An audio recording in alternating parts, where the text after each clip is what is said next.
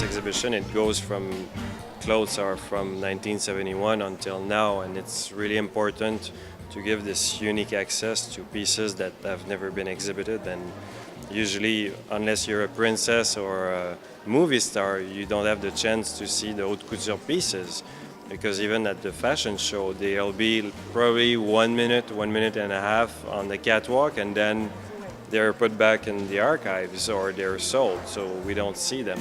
You can find 140 pieces in the exhibition.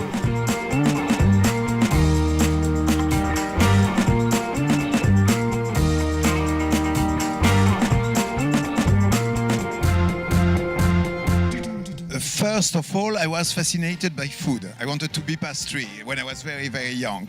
And after the pastry, the cookies, came the TV, because I was going to my grandmother, which had, it was in the 50s, you know, and she had already like the TV. So I could see one time, I saw one opening of the Folies Bergère, which was quite funny, with a girl with fishnet and feathers and like strass and like fake diamond. And I enjoyed that very much. And from that time, from 12 years old, I knew that I wanted, and I was lucky because I knew what I wanted to do, which was that my profession, my obsession, my passion.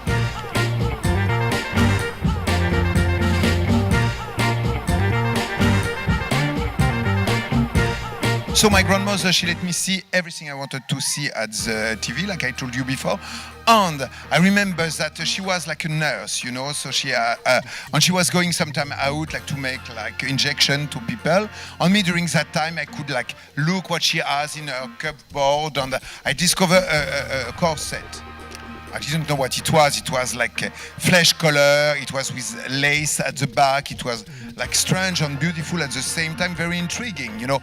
And I asked her what it was, and she told me the story that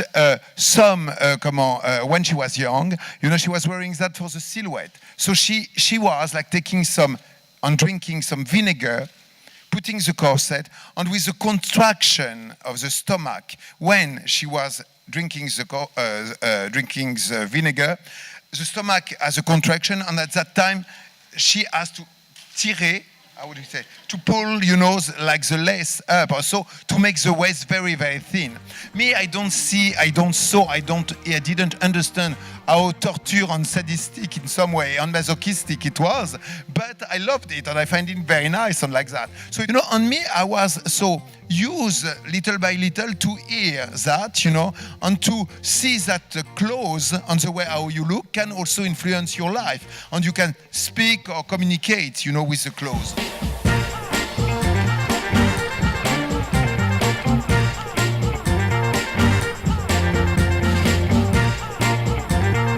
The mannequins were specifically created for this exhibition. The mannequin provider is Joli Coeur. It's a Montreal company, but also they collaborated with Ubu company. It's a theater company in Montreal, and Mr. Gaultier had seen a play from them at the Festival d'Avignon many years ago, and he was fascinated how they were using real faces and then to use them in their plays. And it was about to find a solution how we could make like living mannequin, just like what he saw in Falbala, when the mannequin becomes alive. It's like the myth of Pygmalion, but also it gives a new dimensions to the clothes.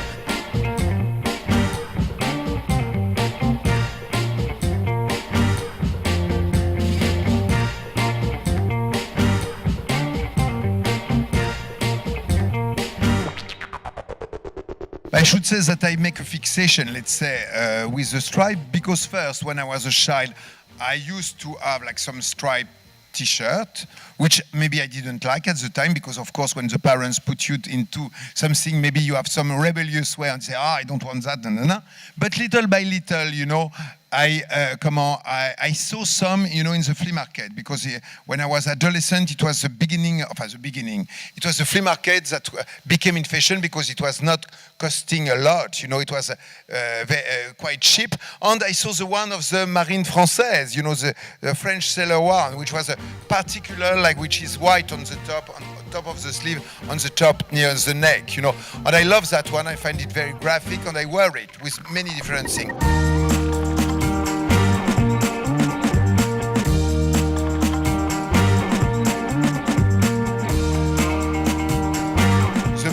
Falbala with the actress Micheline Prels, which is still alive. It's a movie of the 40s. I saw it later. I was not born in 40s, not yet. But come on, I saw her beauty, and it was like a revelation, and I understood there that a muse, somebody inspiring, can give you all the energy to create a collection. So, when I was at school, later, I remember there was one girl that was like with a red hair. And I was fascinated by her because she has her hair so red, you know, she was different, and I love that difference. Later on, I love all the girls and boys that were different, you know. I can like the classical type and the type of... At that time, it was, when I started, you know, it was a Swedish model. Which were very nice, but it was all they have to be like blonde and all, you know, which I like. But I think there is also other kind of beauty. So I was attracted. I have one girlfriend that is called Itis, and she was very different because she was black and beautiful and black, you know. So I wanted to show that I thought that there were not enough. There were already some couturiers like Saint Laurent and like Paco Rabanne, even Courage that used some black girl, but it was very few. Me, I used more, and even after I went on like to see Farida Kelfa, which was like representing like the beauty, the new French and Parisienne in some way, because she was like coming from Maghreb, from Algeria, you know, second generation, and she was very beautiful, like imperial, and a strange, very beautiful beauty. I wanted to put her in my show. I chose also like Edwige, which was the queen of the punk, you know, because I was attracted because she was like very androgynous and tall and like apparently an aggressive look, but very interesting for me. So for me, it was important not to show to show also attitude, not only beauty physically, I mean like color of hair, skin, carnation, shapes and different shapes, even sometimes like with more volume, not only the very slim one, but sometimes, but I can love also the teeny one, you know. It's not that I prefer that, it's like I show different people that I can find beautiful. I think there is not only one kind of beauty. So little by little, in my show, I use even like girls that were not model, that were coming from the street. Me, I find more attractive some people that were walking like very naturally, but with a strongness that were becoming from themselves.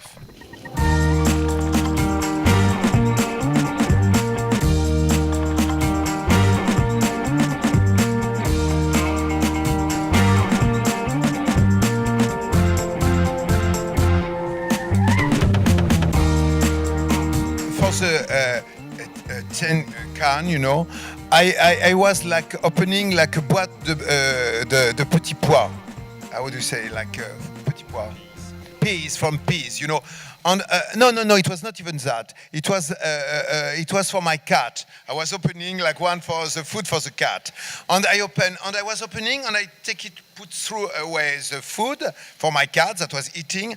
And I have in my mouth and I say, but it looks like an African bracelet. I was thinking, I make the connection like that. And I say, and why not to make like a bracelet with a can, you know, and why not also like for the thing, you know, for the tea, you know, some objects that was kind of high-tech, you know. Maybe it was the moment where they were starting in the design also, I mean like recuperation or like bobo, you know, that thing like it's very like with functional things that became also something like beautiful and looking beauty also in things that are functional and not arty, you know. And I realize that in reality, it depends, it's because we are conditioned that we don't find beauty in some object. But there is a lot of objects functional that are beautiful and not functional either, that are beautiful, but like we say, it's something poor, or it's something like we have no consider, you know. You don't like it, you look, everybody looks at it, myself also sometimes, in a way that we don't see the beauty where there is, but there is a beauty in everything, I think. I look more like a page in a magazine, but at least I'm speaking. equality of the sex, of course, because I think like, me, I have always been like, shocked by the fact that at the beginning, when I started, and I was hearing and seeing the difference between men and women about like power and even like spirit, that people, I remember that, for example, that cliché, that women that are beautiful, women have to be beautiful because they are there to seduce the men, So it's the power of the men, of the macho men, who think they are like a supremacy, in everything it's like that. So, me, I was surrounded by women, which, and I realized at which point they were a lot earlier, more clever than the men, which were more like playing football. And the girl of 14 years old, for example, they were 10 times more clever than the men of that age. That is true. And so I always say that there is this difference, and that woman has to be considered only if they are mother or object, And I find that completely injustice. Most of the time, women are stronger in reality. And they are sometimes, like, let's say, the shadows of one important man. There is always a woman which is more clever and behind him, Anyway, so I wanted to show the male also. We can be fragile. We can be, stupid, but beautiful. We can be seductive, and they were, but you cannot mention it. Like, for example, Marlon Brando was very seductive on playing on this. A lot of actor, a lot of rock star was like with a little ambiguity, even like a femininity. So it's that I wanted to show, that also there is women that love the fragile men, not only the one powerful, which has power and money, Yeah, it's that. My first collection was the male object. It means like it was one seductive with, I make the sailor stripe t-shirt, but with backless, which shows the back, which is like a décolleté dans le dos. But I was always balancing, I didn't choose for those kind of like, let's say, feminine outfit, which are not feminine in reality, but like to put it on apparently very masculine men, like to show the kind of difference, or not to make it like it was like transvestite or like that. My skirt for men was very masculine in some way. What I was meaning is that skirt have no sex. There is a Scottish that have some. Before there was the toga for the Roman, and the Greek, of course. But is that I wanted like to show that the clothes sometimes have no sex.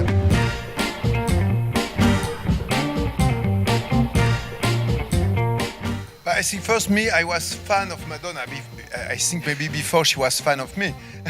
But I was so first fan of her, and I find, to be honest, I thought she was not American. I thought she was English, the way she was dressed, because the American, I never remarked that they were so stylish, let's say. And she was very much in the mood about fashion, like a kind of little like underground fashion that there was in Paris and also in London, So I feel more like very close. I saw her that she was wearing some of my clothes first at the opening of Suzanne Desperately.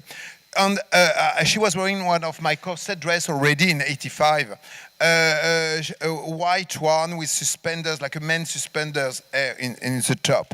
And she was wearing a lot of my clothes. So I saw in what she was doing and how she was speaking about sexuality and how she was at the same time like strong, very macho in reality, a macho woman. She's more macho than a lot of men macho, And at the same time seductive, using like using the sexual connotation and seduction and code of seduction of a woman object, but choosing to do that. So she was completely is what I wanted to show, that mix of strong and masculine and feminine in herself. So I was so pleased when it happened that she asked me to do the clothes for the Blonde Ambition Tour. It was one of the most interesting, maybe, adventure I have, which is not exactly fashion, but it was completely fashion in reality.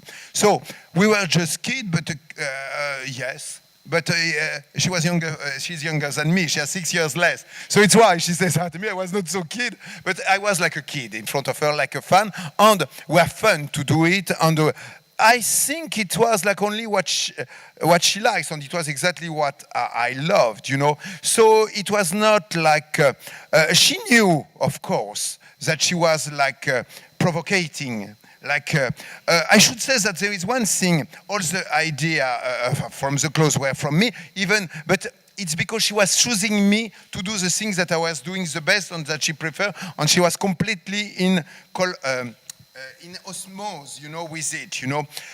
But I should say that the idea, for example, in the Blonde Ambition tour, like to put the cone bra, bigger one on men, that was not of me. The idea. It was from her because she saw those very, very elongated cone bra, and she said, she said, I want to have that also for the show. No. So I say, okay, and she put it on the men. Me, it was not exactly what I was saying when I was presenting men, because I didn't put like I put coat piece, maybe extended, but not like coat bra extended on men, you know. I put like décolleté, I may think that were more, no, so I didn't do that. So that is a part where she played. But I must say that it has been a very, very interesting relationship and friendship, I must say. And I still admire, and I think she's still great, and she still wants and say things through her show, and that is the point. That is the thing that she doesn't only sing. When you love Madonna, you love her also of what she says, what she does, or you don't like maybe what she does. But it's also her in it, you know. It's not only the voice, the music, etc. It's the personage by itself and what she tells about.